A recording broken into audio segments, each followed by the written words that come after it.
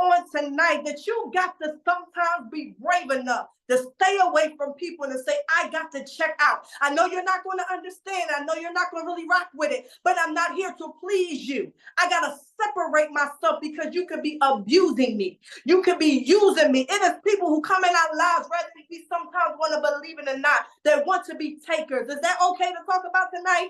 Like, you got people who are just drawn to you to take from you. And it may not always be money, sis. People like to take your joy. People like to take your peace. People try to take your confidence because of where they are. They might not. Like, when God tells you to leave a place and you're in the wilderness, don't look back like Lot's wife. Don't get in a place where you think that that was the milk and honey. No, God has something greater, but during the wilderness time, you got to trust him.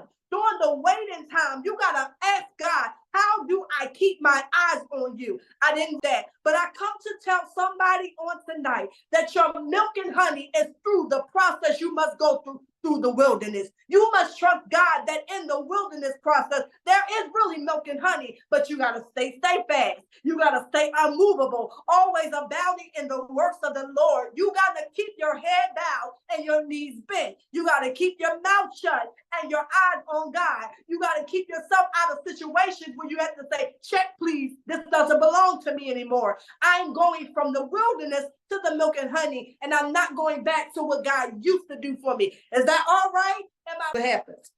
When you are in close proximity with God and you release God's hand, because you got authority, you got to be careful of the prayers that you pray because you have no idea what God is going to do. You reach out to heaven, you better be ready for what God is about to do for the ones who walk right before him. Your enemies should go running. God said, you called on my name, Moses, you belong to me. He said, get out the way. God said, move yourselves out of the way. You called my name. I'm about to get down. I want you to know when you call God's name in prayer, he will get down. He will show up for you. He will make your enemies scatter. He will honor your request. That's just how powerful prayer is when you call upon his name. But let me tell you,